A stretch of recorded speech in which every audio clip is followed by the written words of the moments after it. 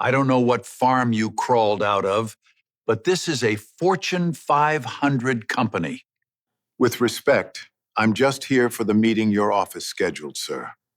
That doesn't mean every person who walks through my doors is worth my time. I didn't ask for special treatment, sir. Just the meeting your office scheduled this morning and still hasn't found time for. Frankly, I'm surprised anyone even checked you in.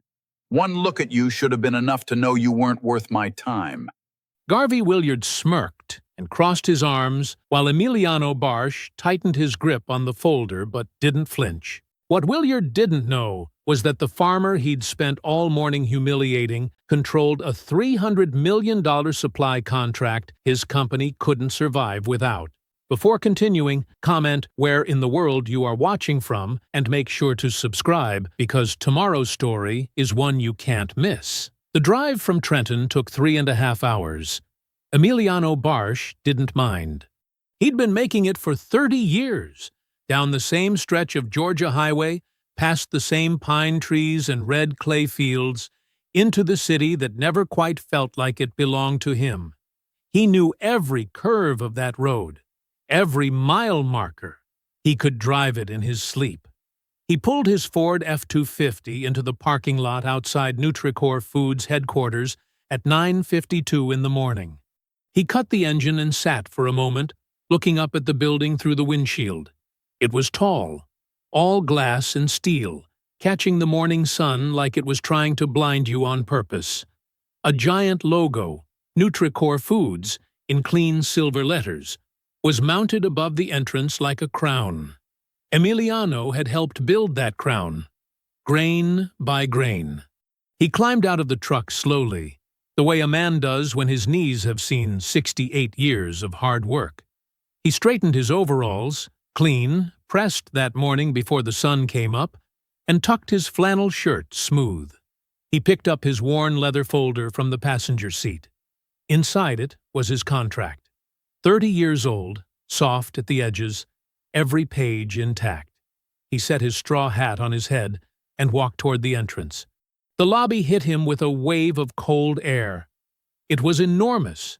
Marble floors, high ceilings, a waterfall feature along one wall that made a sound like constant, quiet money.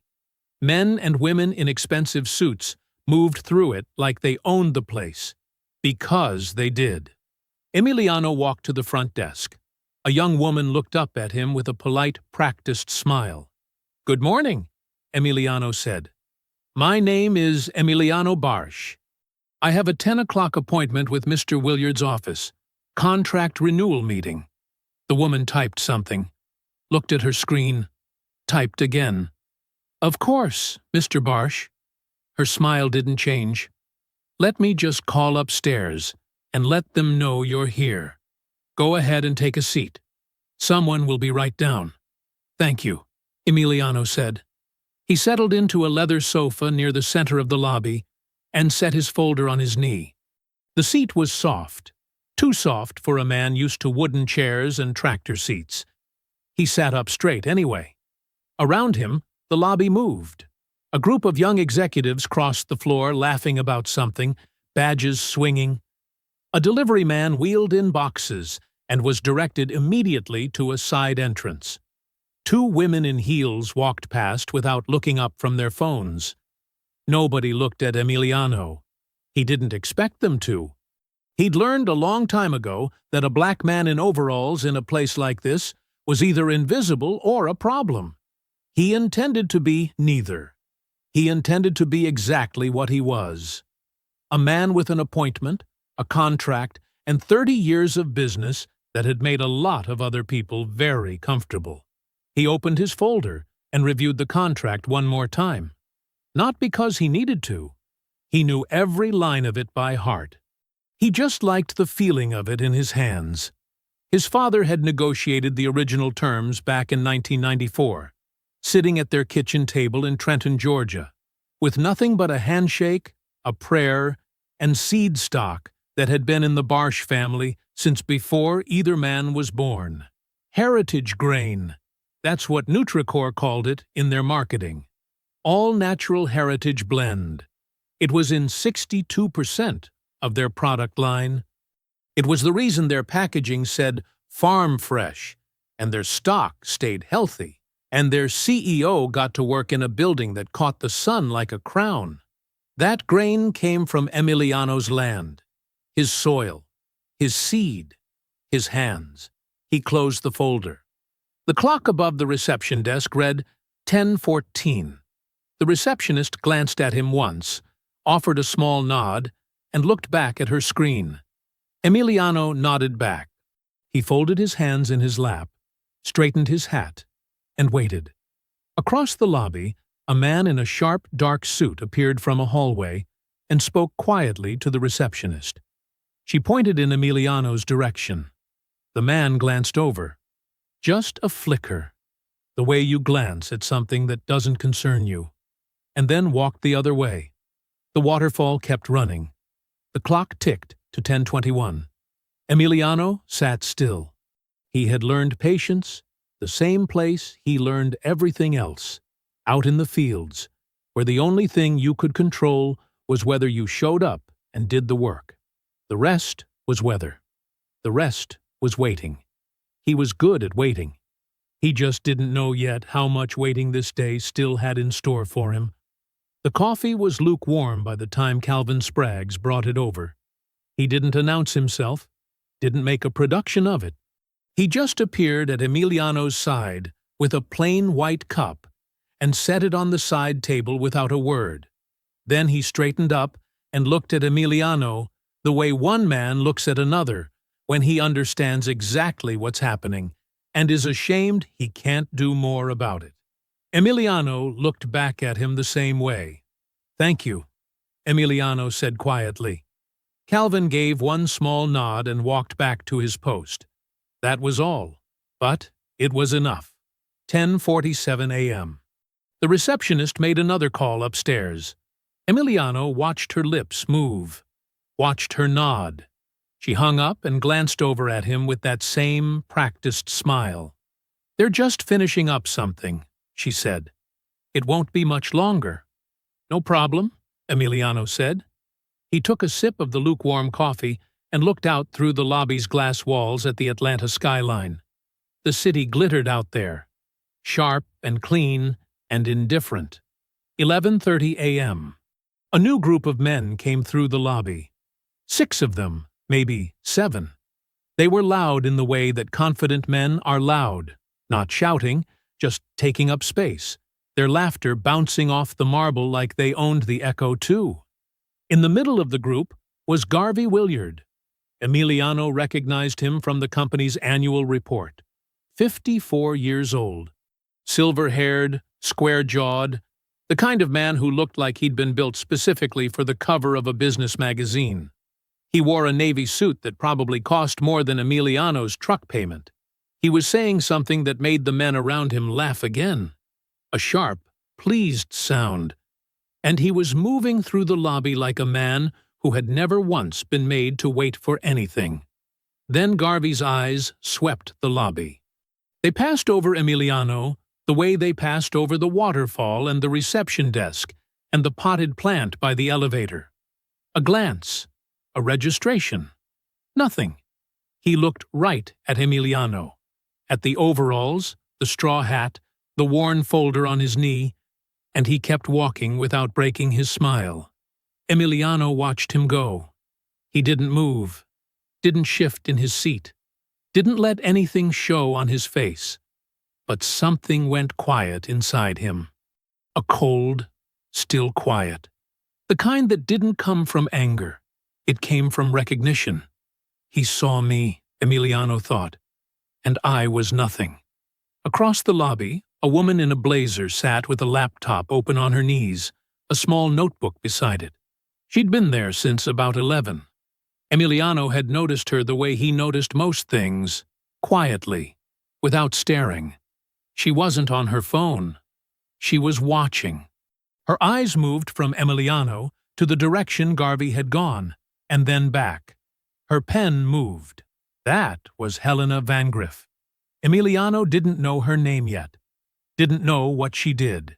He just noticed that she was paying attention in a room full of people who weren't. 12:30 p.m. The receptionist made a third call. This time she listened longer than before. When she hung up, she didn't look at Emiliano right away. She looked at her desk first. That told him everything. 1:15 p.m. The elevator opened, and a woman came out moving like she had somewhere more important to be. Sharp blazer, sharp heels, sharp expression. She crossed the lobby toward Emiliano and stopped in front of him, with her hands clasped and her eyes somewhere in the vicinity of his shoulder. "Mr. Barsh," she said, "I'm Sally Samford, Chief of Staff to Mr. Williard. I sincerely apologize for the delay." She didn't sound sincere. "Mr. Williard's schedule has shifted significantly today. We'd like to get you rescheduled at the earliest possible convenience." She pulled out her phone. "We're looking at availability in about 6 to 8 weeks. 6 to 8 weeks, Emiliano repeated. "Yes, sir. I know that's not ideal. I drove 3.5 hours this morning," Emiliano said, "for a 10 o'clock appointment that your office scheduled." Sally's expression didn't change. "I completely understand. And again, we sincerely apologize for— Is Mr. Williard in the building right now?" A pause. Small, but real. "He has critical investor— Is he in the building?" Another pause. "Yes, but—" "Then please tell him Emiliano Barsh is still here." Emiliano's voice was calm. Flat and calm, like still water over bedrock. "Tell him I said he'll know what that means." Sally nodded with her professional smile and turned back toward the elevator. Emiliano watched her go. Then he picked up his cold coffee, finished it, and set the cup down. And he waited. 45 minutes passed. No one came down. No call from the receptionist, no update, no apology, just the lobby, the waterfall, the marble, the hum of a building that had forgotten he was in it. At 2:02 p.m., Emiliano Barsh stood up. He didn't do it out of anger. He didn't do it out of desperation. He stood up the way a man stands up when he has made a decision. Slow, deliberate, final. He picked up his leather folder. He set his straw hat straight on his head. He looked once at the receptionist, who was typing and not looking back, and then he turned away from the exit. He walked toward the elevator. Calvin Spraggs saw it happen from his post at the security desk. His job, his actual written-down job, was to stop unauthorized visitors from accessing the upper floors. He was supposed to ask for a badge, supposed to call upstairs for confirmation, supposed to follow the protocol that Nutricore Foods had printed in a binder somewhere on a shelf in the security office. Calvin watched Emiliano walk toward the elevator with his folder under his arm and his hat on straight. He stepped aside. 32nd floor, sir, Calvin said quietly. The big conference room. Emiliano didn't stop walking, but he nodded once, a small, dignified nod, and pressed the elevator button. The doors opened. He stepped in. The doors closed behind him. Calvin went back to his desk and stared at the security binder like he'd never seen it before in his life. The elevator was all mirrors and chrome. Emiliano could see himself from every angle. The overalls, the flannel, the worn folder, the straw hat. He looked like what he was. A farmer. A man who worked land and grew things and kept his word. He looked nothing like the people in this building. He kept his eyes forward and watched the numbers climb. The doors opened on 32. The executive floor was a different world. Quieter. The carpet was thick enough that you couldn't hear your own footsteps. The walls were lined with framed product campaigns, smiling families, golden fields, the words All Natural Heritage Blend in clean font above photographs of grain that Emiliano recognized because he had grown it himself. He stood in front of one of those photographs for just a moment. His grain, his fields, his family's seed stock. He turned away from it and walked toward the conference room at the end of the hall. He didn't make it 10 steps before Sally Samford appeared from a side office and stopped dead when she saw him. The professional mask cracked, just for a second, and underneath it was something that looked a lot like panic. "Mr. Barsh." She moved toward him with her hands out slightly, like she was trying to slow down a situation that was already in motion. "You can't just… This floor is restricted." Emiliano stopped walking. He opened his leather folder and held up his contract. All 30 years of it, every page intact, worn at the edges, but completely, undeniably real. "I have a legal appointment," he said. His voice was even, not loud, not angry, just clear, the way the sky is clear before a storm decides to arrive. "I've honored every line of this contract for 30 years. I'd like 5 minutes."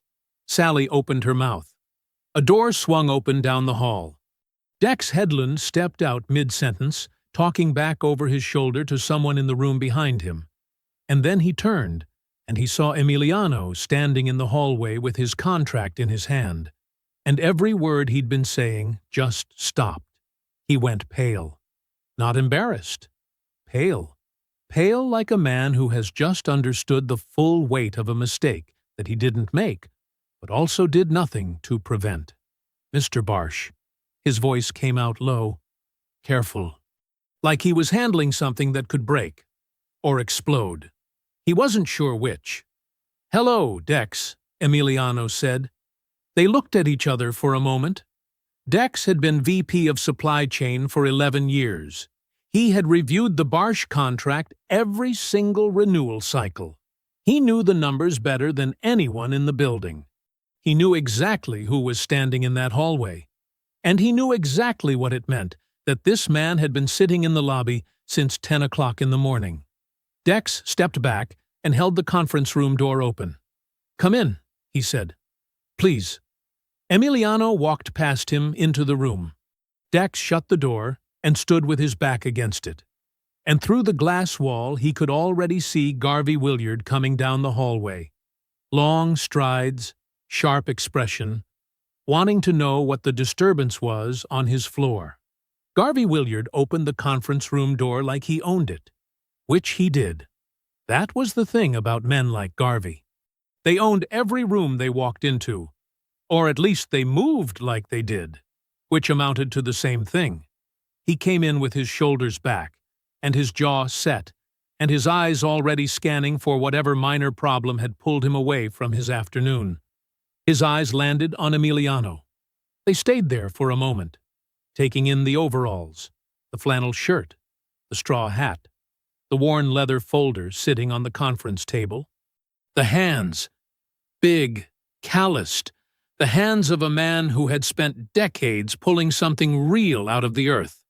Garvey's expression didn't shift into anger or surprise. It shifted into something worse. Dismissal. Complete and total dismissal.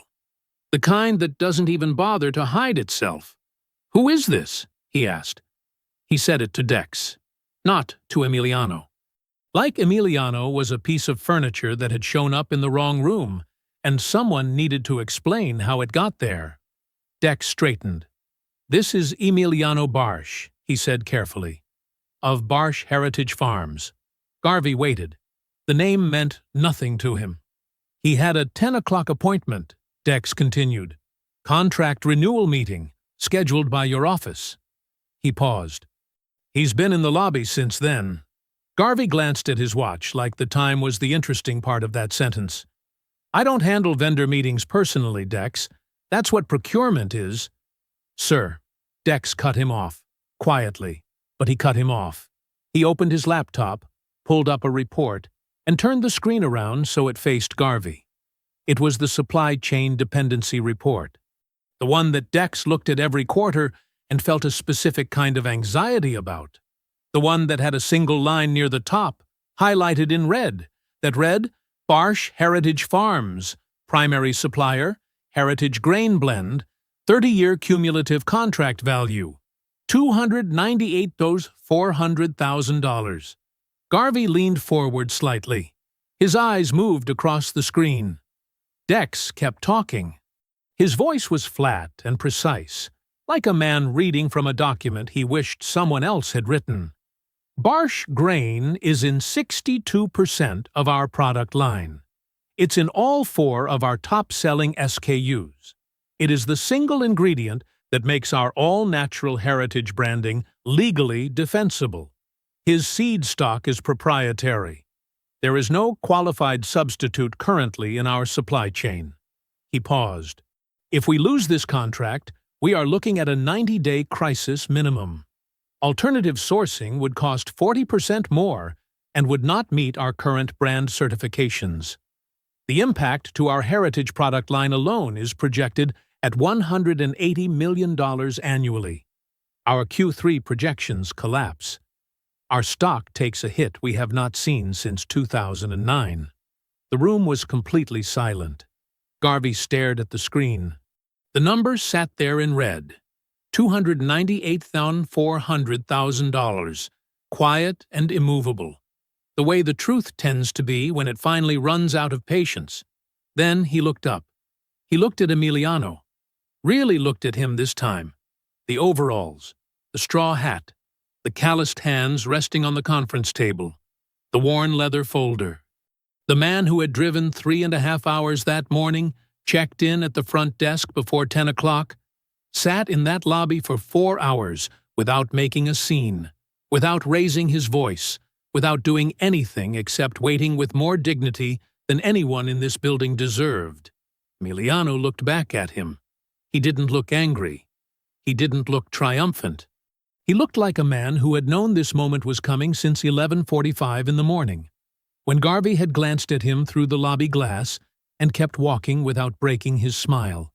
He had simply waited for the moment to arrive on its own schedule. He was good at waiting.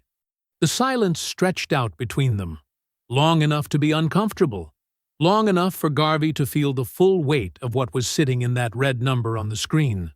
Outside the glass wall of the conference room, Helena Vangriff had followed the commotion to the 32nd floor. She stood in the hallway with her notebook open, close enough to see everything through the glass. Her pen was moving. Garvey straightened up. He cleared his throat. He did what men like him always do when they've been caught. He reached for control. "Well," he said, adjusting his cuffs, "let's talk about getting this contract sorted out." Emiliano nodded slowly. "That's exactly why I drove 3.5 hours this morning," he said. Garvey moved fast once he decided to move. He straightened his jacket, pulled out a chair at the head of the conference table, and sat down like the last 20 minutes hadn't happened. Like the number on Dex's screen hadn't just rearranged the power in the room. He snapped his fingers once, a small, sharp gesture toward Sally, who was still hovering near the door, and she disappeared into the hallway. She came back 2 minutes later with a folder. Clean, crisp, professionally bound. She set it on the table in front of Emiliano without making eye contact and stepped back. "Our legal team has been working on updated terms," Garvey said. His voice had shifted. Smoother now. Business mode. The contempt was still there. Emiliano could feel it. But it was dressed up in corporate language, the way a bad deal gets dressed up in fine print. "We think you'll find it's a very competitive package given current market conditions." Emiliano looked at the folder. He didn't open it right away. "Current market conditions," he repeated. "Agriculture pricing has shifted significantly over the past few years," Garvey said. "Input costs, logistics, inflation. Our margins have taken a real hit across the board. We've had to renegotiate terms with all our suppliers. This isn't personal. It's just good business." Emiliano nodded slowly. Then he opened the folder. He read it the way he did everything, without rushing, page by page, clause by clause, the way his father had taught him. "Don't let anybody rush you through a contract, son. The devil lives in the parts people want you to skip." The room was quiet while he read. Garvey checked his phone twice. Dex stood near the window and looked at the floor. Emiliano turned the last page. He closed the folder. The new terms cut his price per bushel by 22%. extended Nutricor's right to cancel the agreement to 90 days' notice, cut Emiliano's own cancellation window down to 15 days, meaning Nutricor could walk away from him with 3 months of breathing room, but if Emiliano ever needed to walk away, for any reason, he had 2 weeks. It wasn't a contract. It was a trap with a signature line. "I won't be signing this today," Emiliano said. The temperature in the room dropped. Garvey set his phone down. "Mr. Barsh, this cuts my rate by 22%, Emiliano said. His voice was still calm, still even. "After 30 years of on-time delivery, after 30 years of never once shorting you on volume or quality, you want me to take 22% less and give up my right to proper notice." He tapped the folder once with one finger. "That's not a competitive package. That's a punishment for showing up." Something moved behind Garvey's eyes, a flash of something hot and ugly that he almost managed to keep contained. "You don't really have a lot of room to negotiate here," Garvey said. His voice had dropped the smooth business tone now. What was underneath it was harder. "We're your biggest account by a significant margin. Without this contract, what exactly are you planning to do with your harvest?" "I'll figure something out," Emiliano said. Garvey leaned forward. "I don't think you understand the position you're in. You're one farmer. We are a Fortune 500 company, with a legal team, a procurement department, and options you don't know about yet." He let that sit for a second. Then, "Take the new rate, Mr. Barsh, or we find someone else. Simple as that." The words landed in the room like something heavy dropped on a hardwood floor. Dex closed his eyes briefly. Out in the hallway, through the glass wall, Helena Van Griff's pen stopped moving, then started again, faster. Emiliano looked at Garvey for a long moment. He didn't flinch, didn't raise his voice, didn't do anything except stand up, pick up his own worn leather folder, the one with the real contract in it, 30 years of kept promises, and reach for his straw hat. "Good luck with that," he said. He walked out. The elevator ride down was quiet. Emiliano stood with his folder under his arm and his hat in his hands, and he breathed slowly, the way he breathed when a storm was coming in over the fields and there was nothing to do but let it come. His phone buzzed. A message from Tamara. "Dad, just got off the phone with Meridian Foods. They're serious. $340 over 10 years.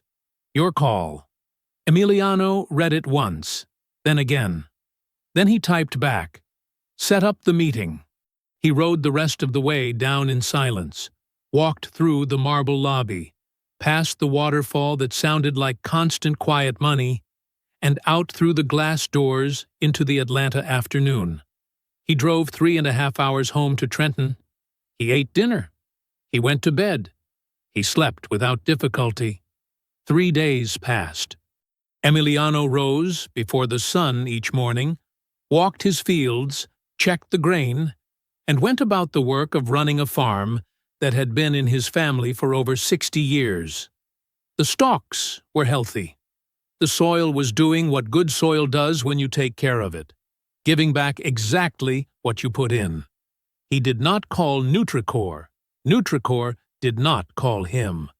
On the morning of the 3rd day, a standard email landed in his inbox from Nutricor's procurement department. No personal greeting, no acknowledgement of what had happened in that conference room, no apology for 4 hours in a lobby. Just a form message with a PDF attachment, the same predatory contract in a cleaner envelope, and a line at the bottom that read, "Please review and return signed at your earliest convenience." Emiliano read it once, closed his laptop, and went back outside. In Atlanta, the 32nd floor of Nutricor headquarters was a different kind of quiet, the kind that comes before things start breaking.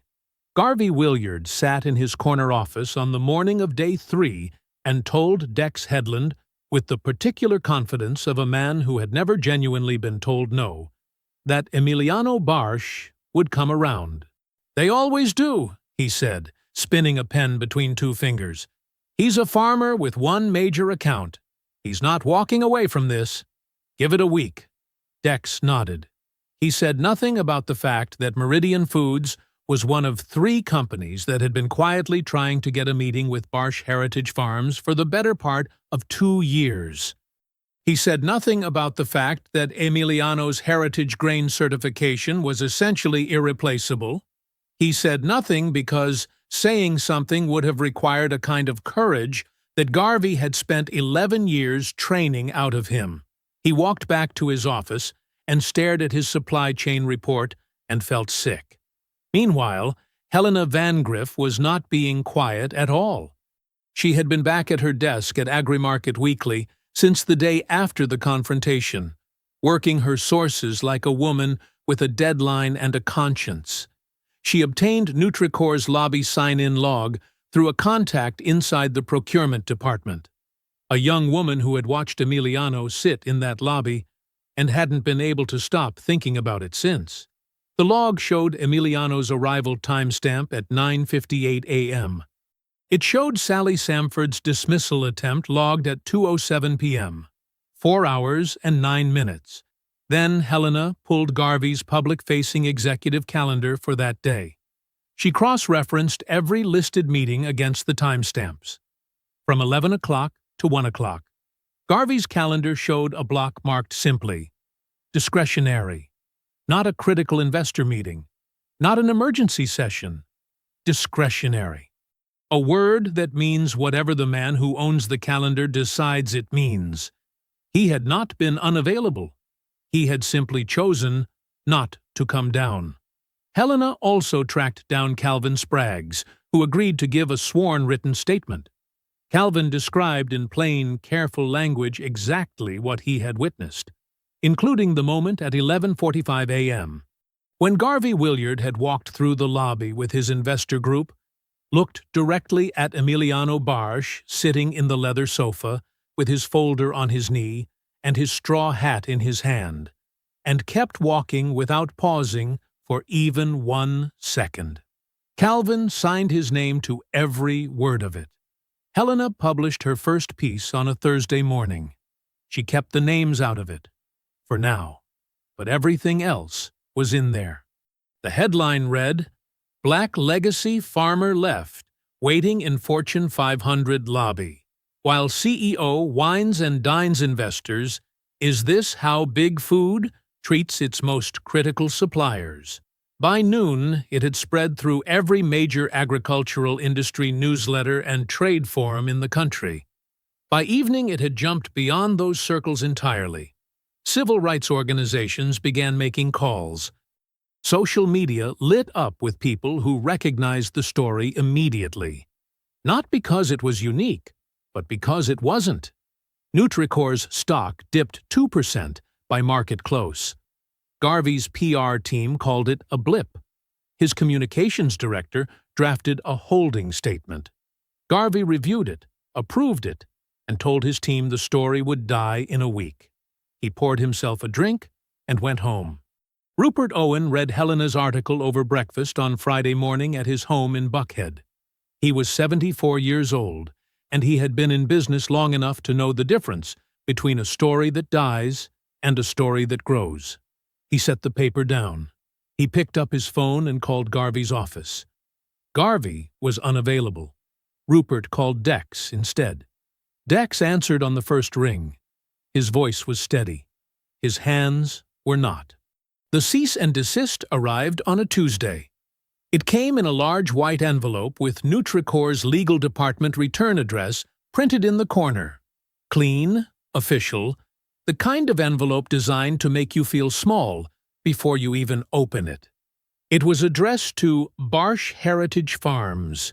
There was a second identical envelope addressed to Meridian Foods, sent simultaneously. Emiliano found it in his mailbox at the end of the dirt road, between a seed catalog and an electric bill.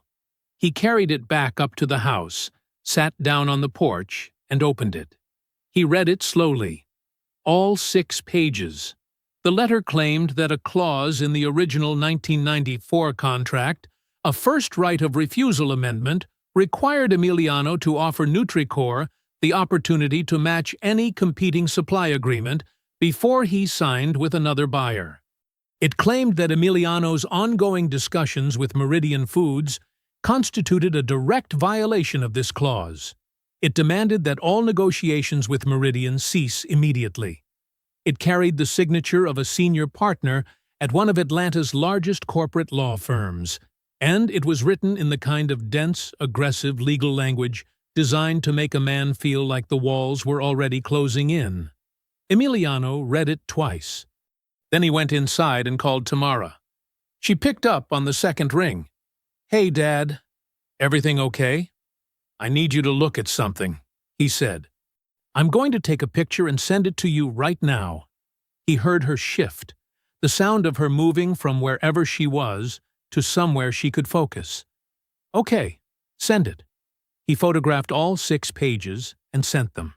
Then he sat at the kitchen table and waited, listening to the quiet of the house around him, the clock on the wall, the sound of the fields outside the window. 4 minutes passed. Then Tamara laughed. It wasn't a happy laugh. It was the short, sharp laugh of a corporate attorney who has just watched the other side make the kind of mistake that changes the direction of a fight. "Dad," she said, "tell me, this first right of refusal clause they're citing, it was in the 1994 amendment." "That's true." He could hear her pulling up documents on her end. "But it was explicitly removed in the 2009 contract renewal. Nutricor's own legal team requested its removal. They didn't want the reciprocal obligations it created on their end. Because that clause didn't just bind you, it bound them too. They killed it themselves 17 years ago." She paused. "The clause they are threatening you with does not exist in the governing contract. It hasn't existed for 17 years. Emiliano sat with that for a moment. "So what does that mean?" he asked. Though he already had a sense. "It means one of 2 things," Tamara said. "Either their legal team is so sloppy that they cited a superseded amendment without checking the renewal history, which would be stunning incompetence for a firm of this size, or they knew exactly what they were doing and sent this letter anyway, hoping you wouldn't know the difference." She paused again, and when she spoke next, her voice had an edge to it that Emiliano recognized, the same edge she'd had since she was 12 years old and figured out that the world wasn't always fair, and decided she was going to do something about it. "Either way, Dad, this letter is written evidence that Nutricor is actively trying to interfere with your legal right to conduct business with another company. That is tortious interference. That is not a scare tactic. That is a legal gift." Emiliano looked at the 6 pages spread out on his kitchen table. He thought about the 30 years of harvests those pages were trying to weaponize against him. He thought about his father sitting at this same table in 1994, spreading out that original contract with honest hands and a belief that a deal made in good faith would be honored in good faith. He thought about Garvey Williard adjusting his cuffs and saying, "Take the new rate or we find someone else," like it was the most natural thing in the world. "What do we do?" Emiliano asked. "We document everything," Tamara said. "We keep every piece of paper they send us. We keep every email. And we let Meridian's legal team know what's happening, so they understand exactly what kind of company they're dealing with." She took a breath. "And Dad, don't sign anything. Don't respond to this letter. Not yet. Let me handle it." "All right," Emiliano said. He gathered the 6 pages together, tapped them neat against the table, and set them in a clean stack beside his original contract. Then he got up, poured himself a glass of sweet tea, and walked back outside to check on the grain. The fields were still healthy. The sun was still up. Some things, at least, stayed exactly as they should be. The story ran on a Wednesday morning. This time, Helena Van Griff used names. The headline stretched across the top of Agri-Market Weekly's website in bold black letters. Nutricor CEO left 300 milliliter Supplier, a 68-year-old black farmer, waiting in lobby for 4 hours, then threatened him with a bogus legal letter. Below it was everything, not suggestions, not implications, evidence. The lobby sign-in log showing Emiliano's arrival at 9:58 a.m. and Sally Samford's dismissal attempt at 2:07 p.m.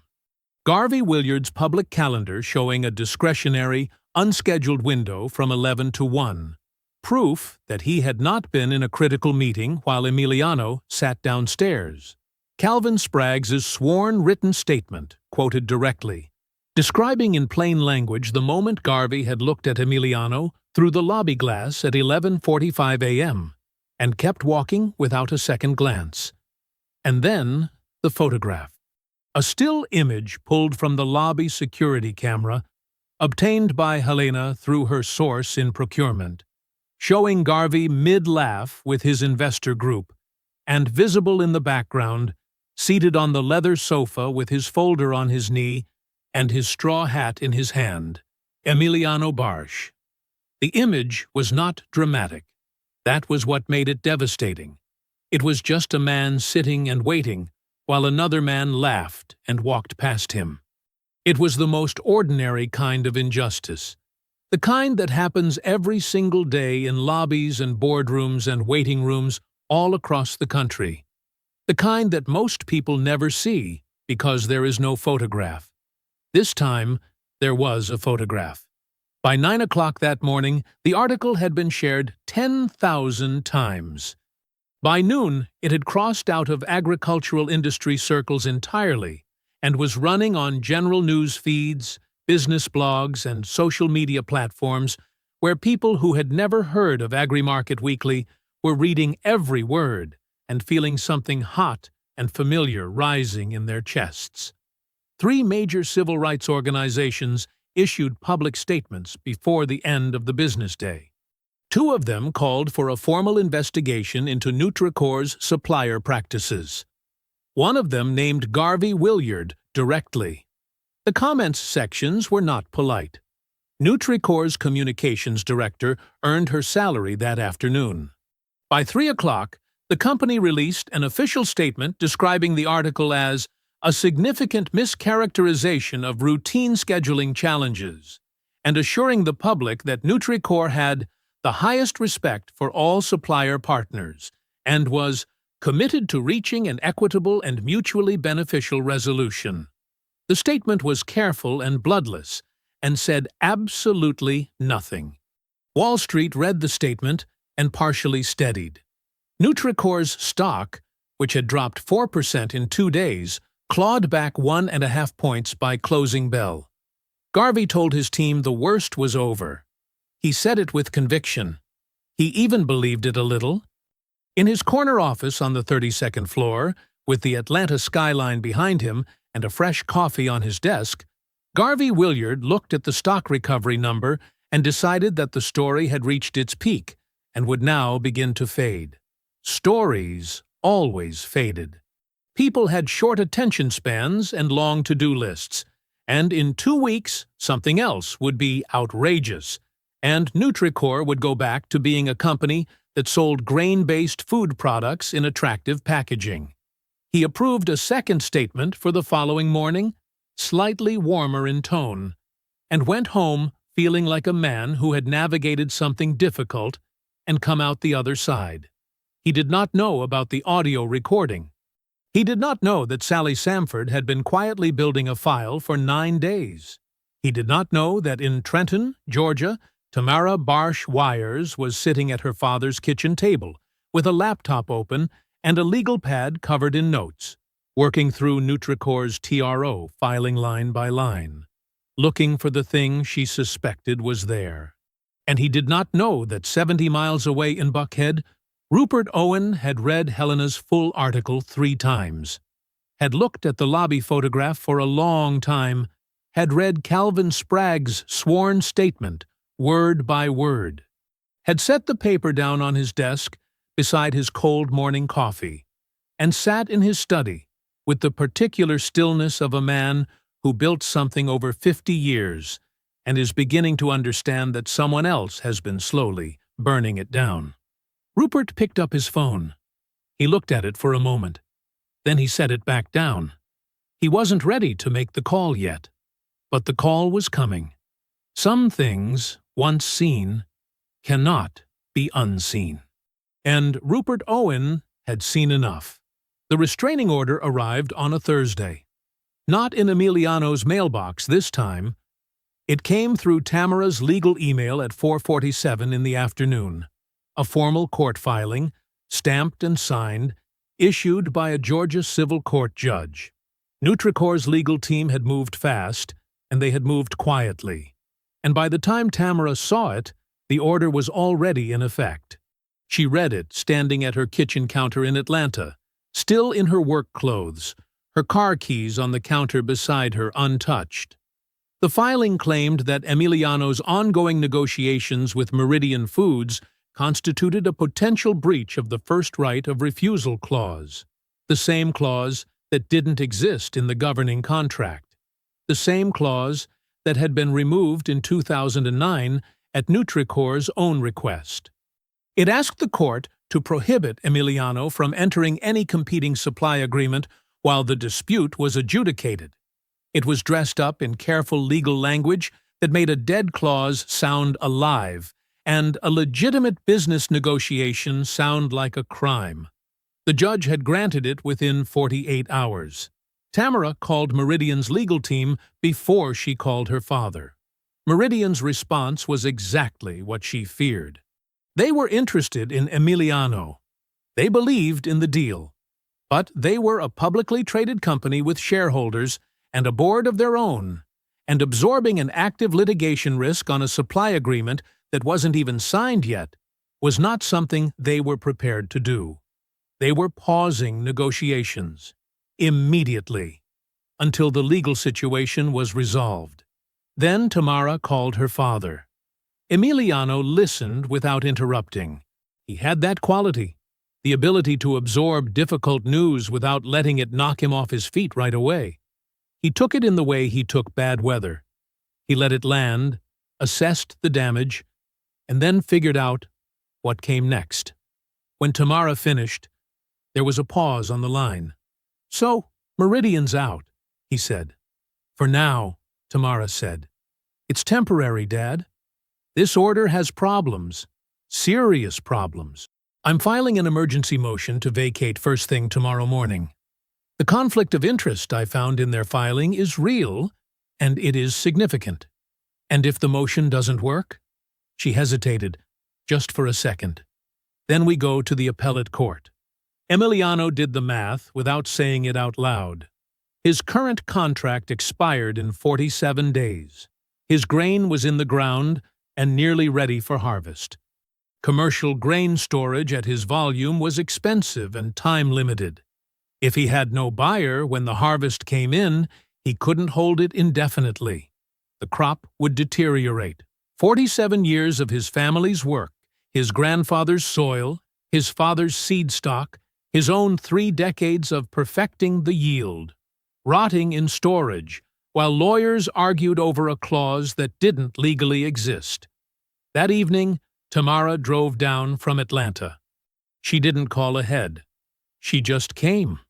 She pulled up the dirt road as the sun was getting low and orange over the grain fields, and Emiliano was already on the porch like he'd been expecting her, because he knew his daughter, and he knew she didn't let her father sit alone with something heavy if she could help it. They sat together as the light faded. The fields were gold in the evening sun. The grain moved in a slow, easy wave in the breeze, healthy, full, almost ready. It was beautiful in the way that something is beautiful when you understand exactly what it cost. Tamara laid it out plainly. Garvey was trying to trap him in a box, contract expiring on one side, Meridian frozen out on the other, the harvest clock ticking in the middle. Sign the predatory renewal or watch the crop die. That was the play. That was what the restraining order was actually for. Emiliano listened to all of it. He looked at his fields for a long time. "He thinks I've got nowhere to go," Emiliano said. He's trying to make sure of it, Tamara said. Another silence. The breeze moved through the grain. I'm 68 years old, baby girl, Emiliano said quietly. I've been afraid plenty of times.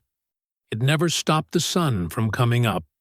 Tamara looked at her father, at the lines in his face and the steadiness in his eyes, and the way he sat in his chair like a man who had been rooted in the same ground for so long that nothing could move him. And she felt something loosen slightly in her chest. She reached over and took his hand.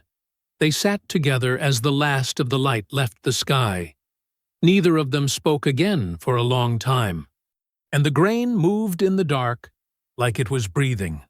Garvey called Dex into his office on a Monday morning and closed the door. That was never a good sign. Garvey was a man who liked open doors, liked the visibility, liked the sense of an executive floor humming under his direction. When he closed the door, it meant the conversation happening inside it was one he didn't want traveling down the hallway. He sat behind his desk and folded his hands and looked at Dex the way a man looks at a tool he needs to work correctly. The board is getting nervous, Garvey said. Rupert has been making calls. I need something on paper that tells them the supply chain situation is handled. Something clean. Something that says we are not dependent on one farmer in Georgia to keep our product line running. Dex stood in front of the desk. He had been VP of supply chain for 11 years. He knew the supply chain the way Emiliano knew his fields. Every connection, every dependency, every vulnerability. He knew that the all-natural heritage brand certification was tied directly to Barsh's proprietary seed stock. He knew that not a single alternative supplier had been qualified or even formally approached. He knew that the transition Garvey was describing, a smooth, managed handoff to new sources, did not exist anywhere except in the version of reality that Garvey preferred to inhabit. I need it by end of day, Garvey said. Dex nodded. He went back to his office and sat at his desk for 20 minutes without moving. Then he opened a new document and started typing. The memo described the supply chain situation as actively transitioning. It stated that alternative grain suppliers were currently being evaluated and onboarded. It used the phrase operationally mitigated twice. It projected confidence and competence and forward momentum. Every sentence was polished and professional. Almost none of it was true. Dex read it back once. He felt the particular nausea of a man who has just done something he knows is wrong and has already decided he is going to do it anyway. He told himself it was temporary. He told himself Garvey would sort it out. He told himself that his mortgage and his kids' college funds and his 11 years of tenure were real things that existed in the real world, and that sometimes real things required difficult choices. He hit send. The memo landed in Rupert Owen's inbox that afternoon. Rupert read it carefully, the way he read everything. He was 74 years old, and he had built businesses from the ground up, and he knew the difference between a memo that reported reality and a memo that was performing reality. But the language was careful. The projections were specific enough to sound credible, and he wanted it to be true. That was the thing. He wanted to believe that his company was not in the middle of something that was going to get much worse before it got better. He called Dex to confirm. Dex confirmed it. Verbally, calmly, looking at nothing while he talked. Rupert thanked him and hung up. Then he called Tamara Barsh Wires. He found her number through Nutricor's supplier contact records. He dialed it himself, didn't have his assistant do it, and when she picked up he introduced himself and spoke to her with the careful courtesy of a man who was trying to do right by something he had already partially gotten wrong. He suggested, gently but unmistakably, that a pragmatic modified agreement might be the right path forward for Emiliano. He said he understood the situation had been handled poorly. He said he wanted a resolution that worked for everyone. Tamara was quiet for a moment when he finished. Then she said, "Mr. Owen, in the 4 hours my father sat in your lobby, not one executive came down to greet him. Your CEO looked at him through that glass at 11:45 in the morning and kept walking. And then your company sent him a legal letter citing a contract clause that hasn't existed for 17 years. Her voice was even, controlled, the way a sharp thing is controlled. Tell me honestly, would you be calling a white supplier with 30 years of perfect delivery and $300 million in business and asking him to be pragmatic right now?" The silence on Rupert's end lasted a long time. "I'll be in touch," he said finally. He hung up. He sat in his study with the memo on his desk, and Helena Van Griff's article beside it, and Calvin Sprague's sworn statement beneath that. The desk lamp made a small circle of yellow light in the dark room. Something was wrong. He could feel the shape of it now, the outline of something large and ugly that the memo was trying to cover up. He just didn't have all the pieces yet. That was 2 days away. Sally Samford arrived at the office at 7:30 on a Tuesday morning and sat at her desk for 20 minutes without opening a single file. She was good at her job, had always been good at her job. 12 years in executive support roles, the last 4 as chief of staff to Garvey Williard. And in that time she had managed his calendar and his correspondence and his image with the kind of precise, invisible competence that powerful men rely on and rarely acknowledge. She anticipated problems before they became problems. She smoothed things over. She made the difficult parts of running a company look easy. She was good at her job. She was also the person who had stood in the lobby of this building and told a 68-year-old man who had driven 3.5 hours that he should come back in 6 to 8 weeks. She was the person who had gone back upstairs and deliberately not delivered his message to Garvey. She had made that choice in about 4 seconds and then moved on to the next item on her to-do list, like it was nothing. It had not been nothing. She had known who Emiliano Barsh was, not personally. She'd never met him before that day. But his name was in the supplier files she managed. She had processed correspondence related to his contract more than once. She had known, on some level, that the man sitting in that lobby in overalls with a worn leather folder was not a small vendor with a minor complaint. She had made a choice. And she had spent 19 days since making it, trying to convince herself it was just a professional decision in a difficult situation. She opened her desk drawer. Inside, in a plain manila folder, was everything.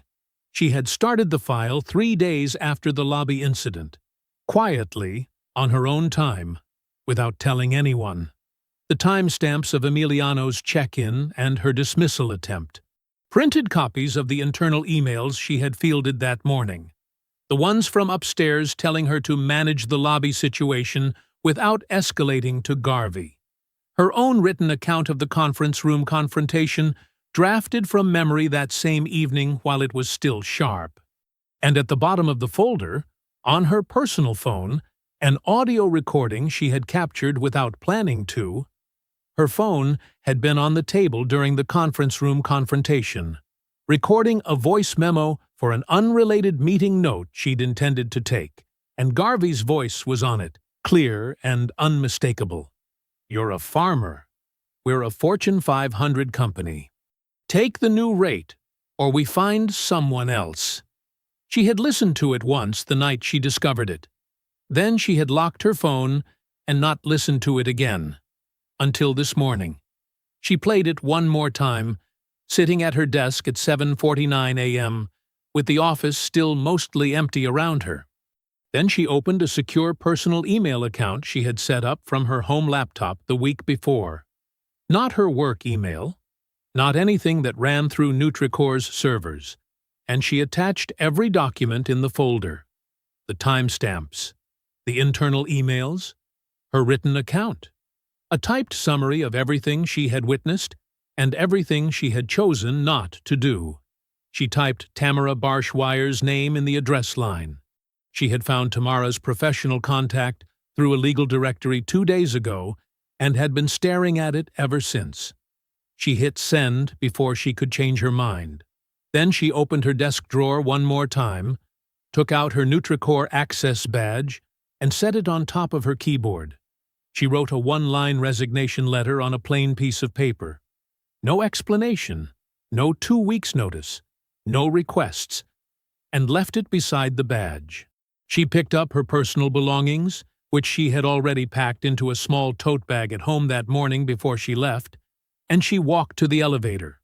She rode down to the parking garage and called Tamara from the concrete quiet of level 2. Tamara picked up on the first ring. "I just sent you a folder," Sally said. "Everything is in there. The timestamps, the emails, my written account, and an audio recording of Mr. Williard in the conference room." She paused. "I'm sorry it took me this long." Tamara was quiet for a moment. "Did you send it from a personal account?" "Yes." "Good. Don't delete anything on your end. Keep copies." Another pause, shorter. "Thank you, Miss Samford." Sally sat in her car for a long time after she hung up. She didn't feel like a hero. She didn't feel redeemed. She felt like a person who had finally done the right thing about 19 days later than she should have. But the file was sent. And some things, once set in motion, do not stop moving. That same afternoon, Tamara made a discovery of her own. She had been working through NutriCore's restraining order filing line by line for 4 days, reading every footnote, every cited precedent, every signature on every page. And on page 11, she found a name. The senior attorney who had filed the TRO on NutriCore's behalf was a man named Roland Polston of Hargrove and Polston, LLP. Tamara pulled his professional history from the State Bar Directory as a matter of routine, and she found it. In 1991, Roland Polston, then a junior associate at a different firm, had represented Barsh Heritage Farms in a Georgia land boundary dispute. Emiliano's late father had been his client, which meant Polston had privileged access to Barsh Heritage Farms' legal history, financial records, and property documentation going back over 3 decades. He had taken NutriCore's case anyway. That was not a technicality.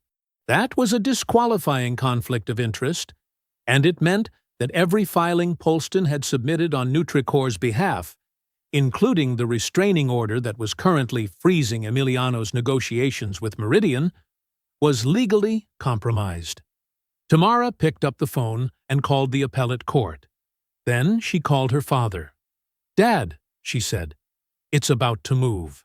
Rupert Owen did not sleep well on Monday night. He lay in the dark of his bedroom in his Buckhead home and stared at the ceiling and turned things over in his mind the way he had been doing for the better part of a week. He was 74 years old.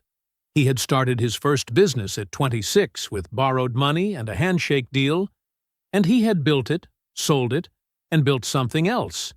And he had done that 4 times before he became chairman of the NutriCore board 15 years ago.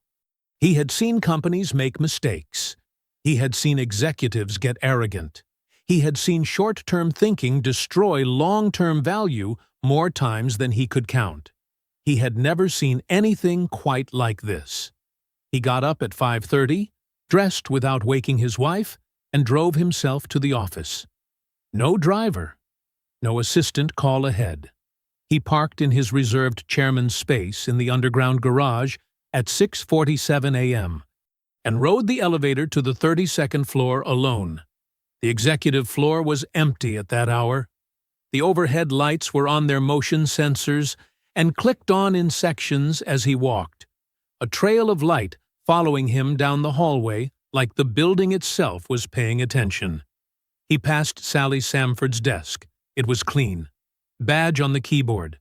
One piece of paper beside it. He stopped and read the paper. One line. He set it back down and kept walking. He stopped outside Dex Headland's office. The door was open. Dex wasn't in yet. It was barely 7, but his computer was in sleep mode and his desk was visible through the doorway. Rupert walked in and sat down in the chair across from Dex's desk. The chair a visitor would sit in. He put the board memo on the desk. Then he pulled a second document from the inside pocket of his jacket, the actual current supply chain status report, which he had obtained directly from Nutricor's procurement database the night before using his board access credentials, and placed it beside the memo. Then he waited. Dex arrived at 7:22. He came through the door with his coffee and his laptop bag and stopped when he saw Rupert sitting in his office in the dark. Because Rupert had not turned the office light on. He had sat in the gray early morning light coming through the window and waited. Dex's coffee cup moved slightly in his hand. Rupert reached over and turned on the desk lamp. Then he pointed at the two documents side by side on the desk. "Sit down, Dex," he said. Dex sat. Rupert tapped the board memo first. "You wrote this 11 days ago. You told me personally, on the phone, that this was an accurate picture of where we stood." Then he tapped the supply chain report. "This is the actual picture. 0 qualified alternative suppliers. 0 progress on heritage grain certification substitution. A projected brand impact of $180 million annually if the Barsh contract is not renewed." He looked at Dex across the desk. "Not a single thing in this memo reflects what is in this report." Dex opened his mouth. "Don't," Rupert said, quietly. That one word, spoken softly, landed harder than shouting. Dex closed his mouth. "You lied to this board," Rupert said. "You lied to me personally. And because of that lie, I made a phone call to Emiliano Barsh's daughter, asking her father to be reasonable. While her father was sitting on a farm, watching his harvest clock run down, because our legal team filed a restraining order using a contract clause that apparently hasn't existed since 2009. He paused. "I made that call based on what you told me. And I was wrong to make it, because what you told me was not true." Dex said nothing. There was nothing to say. Rupert stood. He picked up both documents and folded them into his jacket pocket. "I'm calling an emergency board meeting for tomorrow morning, 9 o'clock. You will be there." He moved toward the door, then stopped. "And Dex, don't call Garvey tonight. Don't warn him. Don't send emails. Don't do anything except show up tomorrow and tell the truth for the first time in 3 weeks." He walked back down the hallway. The motion sensor lights clicked off behind him one by one. That evening, Tamara's emergency appellate filing landed with the court. At 8:14 p.m., the appellate court issued its ruling. The restraining order was vacated. Immediately and completely. The judicial notation attached to the ruling cited attorney misconduct. Roland Polston's disqualifying conflict of interest, confirmed by state bar records. The order had no legal foundation and should never have been granted. Tamara called Meridian Foods' legal team at 8:22 p.m. They answered on the first ring. She called Emiliano at 8:31. He was standing at the edge of his grain field in the last thin light of the evening when his phone rang. He listened to everything she said. The vacated order. Meridian back at the table. The board meeting in the morning. He was quiet for a moment. "All right," he said. He looked out at his fields, the grain dark and full in the evening, almost ready, waiting the way good things wait when they know their time is close. "Let's see it through," he said. Garvey Williard arrived at the boardroom at 9 o'clock with coffee in hand and confidence in his posture. He had been in difficult board meetings before. He knew how they worked. You walked in prepared, you controlled the narrative early, you acknowledged the problem in measured language, and you pivoted fast to your plan for resolution. You never let them see you sweat. You never gave ground before you had to. You managed the room the way you managed everything else, with certainty and forward momentum and the unspoken reminder that you were the one who understood the business well enough to run it. He took his seat at the head of the table. The other board members were already there. All 8 of them. Nobody was talking. That was the first thing Garvey noticed. The silence. Board meetings had a particular pre-meeting energy. People poured coffee and made small talk and complained about traffic. Today, there was none of that. 8 people sitting around a long table in complete quiet, looking at nothing in particular. Rupert Owen sat at the far end. Not the head, the far end, which was where the board chairman sat when he wanted to make clear that the head of the table meant nothing today. He had a laptop open in front of him. "Thank you all for coming on short notice," Rupert said. He did not look at Garvey when he said it. "I'll get straight to it." He pressed play. The audio came through the boardroom speakers clearly and without distortion. The quality was good. The phone had been sitting on a conference table close to the voices, and every word was sharp. "You're a farmer. We're a Fortune 500 company. Take the new rate, or we find someone else." Garvey's voice. Unmistakable. The words sat in the room. Nobody moved. Nobody wrote anything down. Nobody cleared their throat or shifted in their chair. They just listened to those 2 sentences hang in the air of the boardroom like smoke that wasn't going anywhere. Garvey set his coffee down. "That's taken completely out of—" "I haven't asked you anything yet," Rupert said, still not looking at him. He turned the laptop to face the room and began moving through documents on the screen with the calm, methodical pace of a man who had prepared this presentation at 5 o'clock in the morning and was going to take his time with it. The lobby sign-in log. Emiliano's arrival at 9:58 a.m. Sally Samford's dismissal attempt logged at 2:07 p.m. Garvey's public calendar. The discretionary window from 11 to 1. Open, unscheduled, and entirely available during the 4 hours Emiliano had sat downstairs. Calvin Sprague's sworn written statement. Rupert read one section aloud, slowly. The part where Calvin described Garvey walking past Emiliano at 11:45 a.m. and looking at him the way you look at something that doesn't concern you. The lobby security camera still image.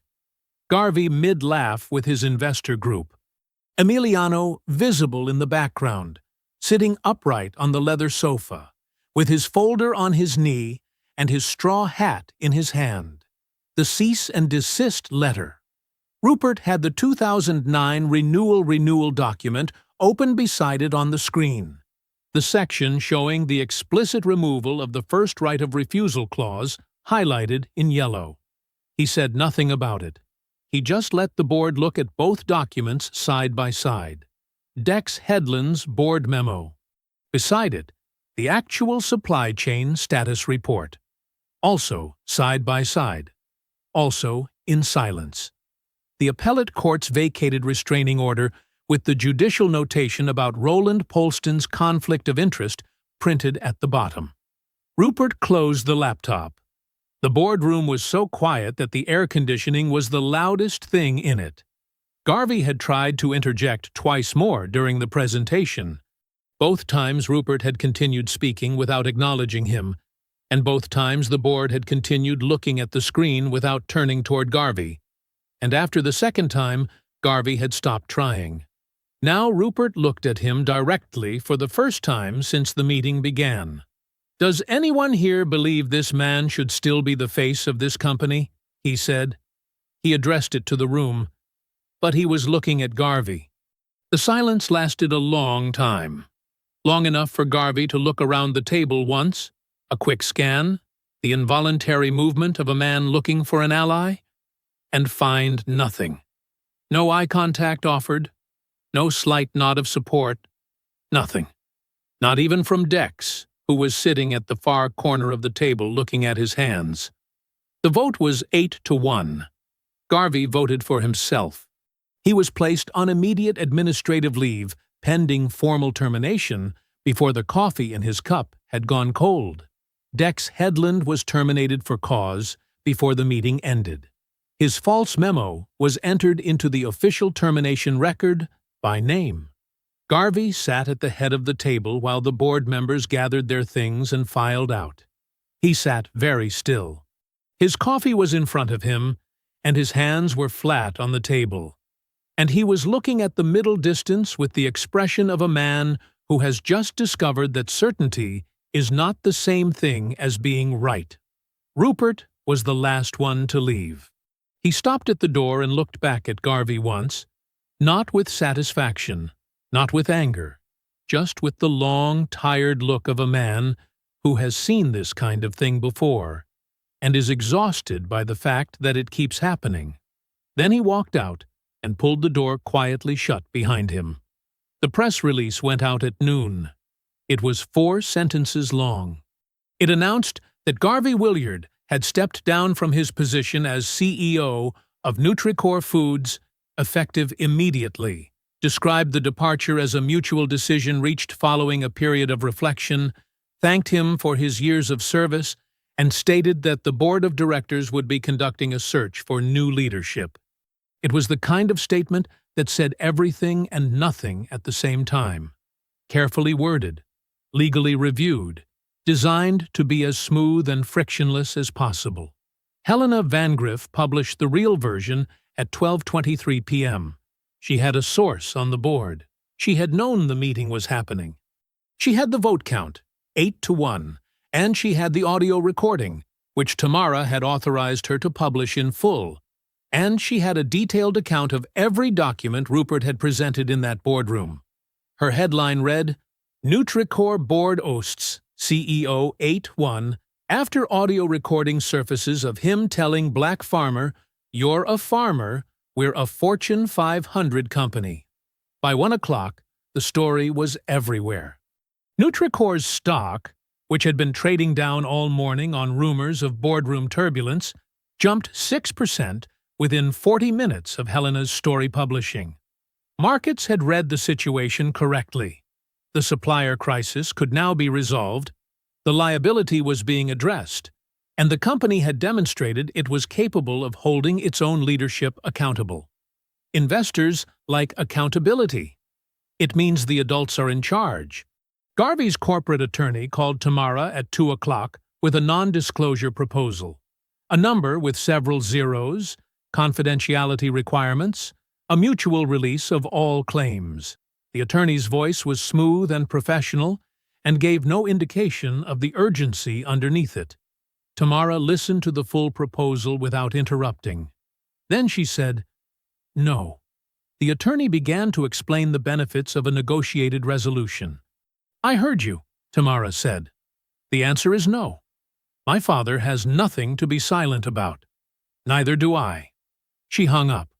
Roland Polston's situation was moving through its own separate channel. The State Bar of Georgia had opened a formal disciplinary inquiry into his conduct, specifically his decision to represent Nutricor in a matter directly involving a former client whose privileged legal and financial history he had access to. The inquiry was not a slap on the wrist. Depending on its findings, Polston was looking at suspension or disbarment. His firm had already quietly removed his name from their website's featured partners page. 2 companies that had approached Garvey about CEO roles in the weeks before his termination both withdrew their interest within 24 hours of Helena's story. One of them released a brief statement saying they were committed to values-aligned leadership.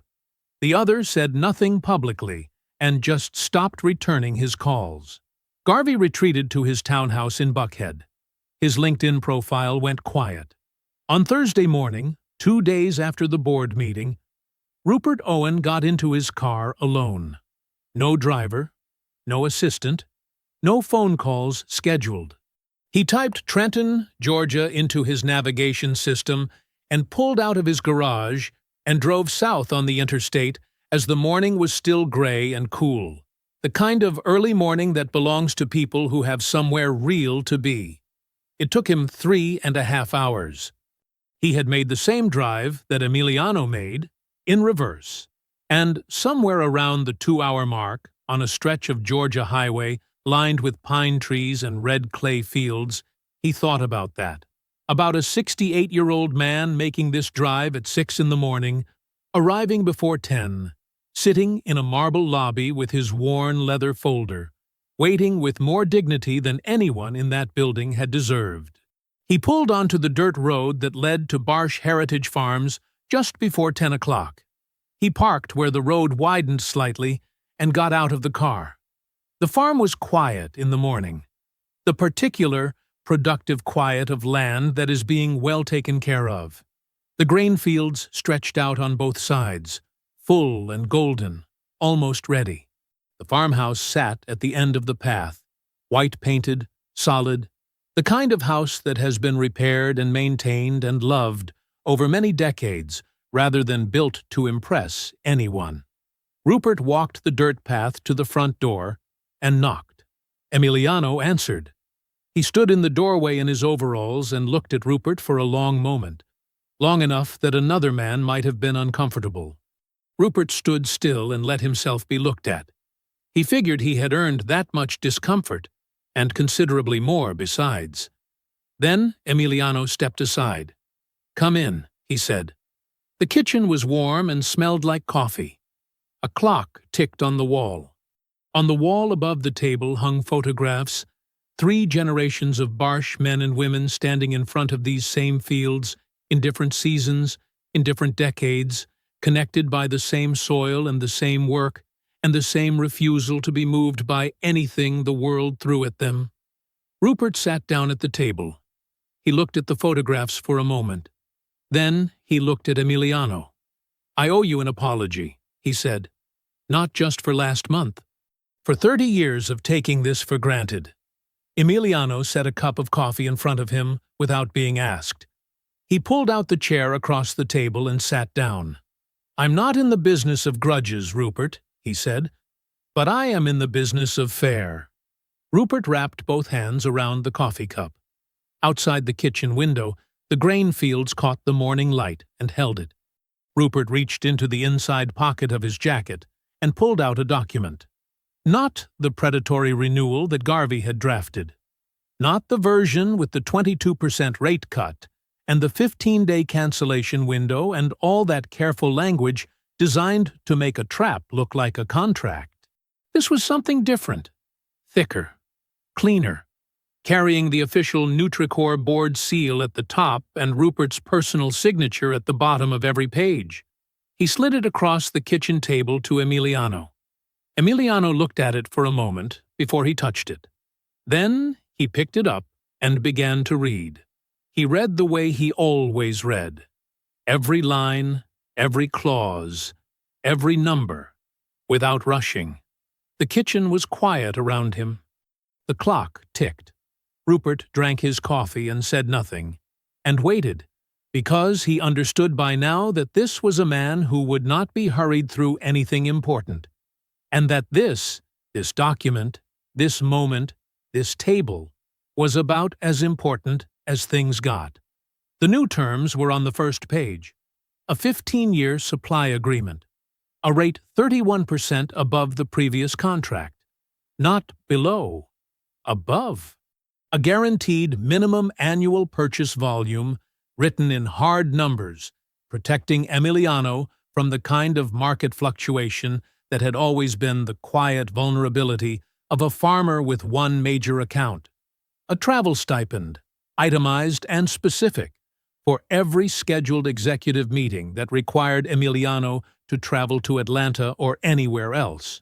And at the bottom of the first page, added in Rupert's own handwriting in blue ink. Not typed, handwritten, because some things need to be personal. A single line designating a permanent named product line. Barsh Legacy Blend. The name would appear on every Nutricor product containing Emiliano's grain. On the front of the packaging, in clean serif type, above the words Heritage Grain, grown since 1962. Not in the fine print. Not in the supplier acknowledgments on the back panel that nobody reads. On the front, where people would see it in grocery stores and reach for it off shelves and carry it home to their families. Emiliano's family name. On the product, his family's land had made possible for 30 years. He turned the pages slowly. He read the minimum volume guarantee twice. He checked the termination clause on both sides. 90 days mutual notice, equal for both parties, the way it should have always been.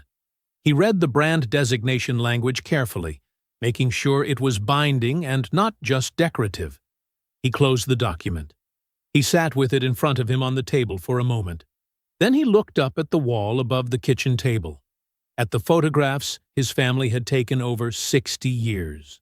His grandfather standing in the first field he cleared, squinting into the sun, hands on his hips, looking like a man who has just decided that this is the place and this is the work, and nothing is going to change that. His father at the kitchen table, this same table, with the original 1994 contract spread out in front of him, pen in hand, the beginning of everything that had led here. His daughter appeared in the doorway from the living room. She had driven down from Atlanta that morning and had been sitting in the next room pretending to look at her phone, which Emiliano knew and which she knew he knew. She stood in the doorway with her arms folded and looked at her father and said nothing. Emiliano looked at her. He looked at the photographs. He picked up the pen that Rupert had set on the table beside the contract, and he signed his name on every page that needed it. Slow, clear, deliberate. The same signature that had been on every Barsh Heritage Farms document for 40 years. The same name that was now going on the front of a product that would sit in grocery stores across the country. He set the pen down. Rupert let out a long, quiet breath. 6 weeks later, on a Tuesday morning in early autumn, Tamara sent her father a photograph from her phone. It was the first run of the new packaging, just off the printer, photographed by someone at the Nutricore plant, and forwarded through several hands before it reached her. A clean, well-designed label, golden grain in the background, and across the front, in strong serif type, Barsh Legacy Blend, heritage grain, grown since 1962. Emiliano was standing at the edge of his field when the photo came through. The harvest was in. The grain was gone from the stalks now, delivered, accounted for, every bushel. The fields were quiet, the way they get after a harvest. Not empty, just resting, gathering themselves for what comes next. He looked at the photograph for a long time. He took off his straw hat and held it against his chest. The same hat he had held in that lobby for 4 hours, while a man in a navy suit walked past him laughing and kept going. He looked at his family's name on that label, and he thought about his grandfather clearing this land. He thought about his father at this kitchen table with a pen in his hand and faith in a handshake. He thought about 30 years of harvests, 30 years of deliveries, 30 years of doing exactly what he said he would do. He put his hat back on. The morning sun was coming up full and clean over the fields. The same sun that had come up every single morning of his life, through every hard season, through every year that tried to take something from him, faithful and indifferent, and entirely reliable. There was work to do. He walked back toward the farmhouse to start it. If you enjoyed the story, leave a like to support my channel, and subscribe so that you do not miss out on the next one. On the screen, I have picked 2 special stories just for you. Have a wonderful day.